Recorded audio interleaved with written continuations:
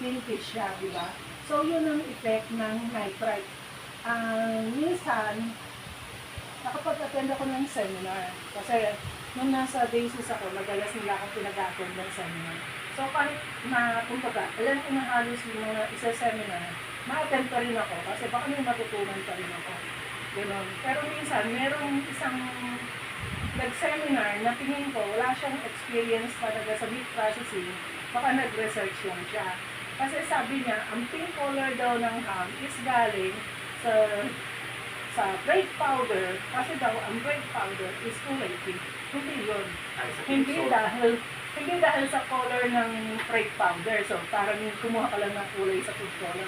Ang pink color ng cured meats is galing sa reaction ng nitrite at mayonnaise. Kahit gawin mong walang kulay yung bread powder mo, gawin mong kulay yellow, pink pa rin naman yung result mo.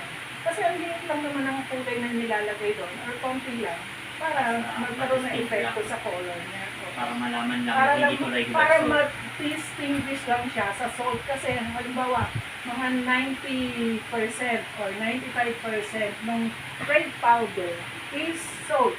So kung hindi mo siya lalagyan ng color, pwede mo pa siyang mapagkamalang salt.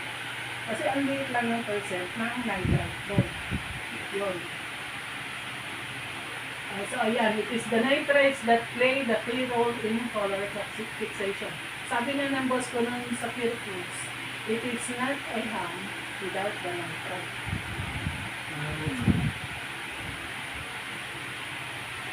Curing is a method of curing as a method of food preservation centers on one basic principle. The curing ingredients inhibit the growth of microorganisms. So, di ba, inhibit nila yung microorganisms. If the ingredients are absorbed by the meat ahead of the penetration of destructive microorganisms, then curing is a success. So, dyan pumapasok yung importance ng dapat ay fresh at good quality ang meat mo. Kasi pag na-delay ang absorption ng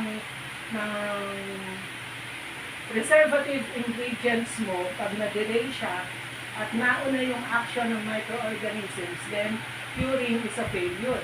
Pero kung nauna ang action ng preservative ingredients mo kaysa sa action ng destructive microorganisms, then curing is a success. Magkakaroon ka ng magandang product. Yan. On the other hand, if microorganisms enter the meat faster than the penetration of the curing ingredients, then curing is a failure. So, ganun ka-importante na dapat start with good and fresh quality meat. Yeah. With this in mind, processors must accelerate the penetration of ingredients as fast as possible. However, conditions that hasten the entry of ingredients into the meat also favor rapid microbial growth.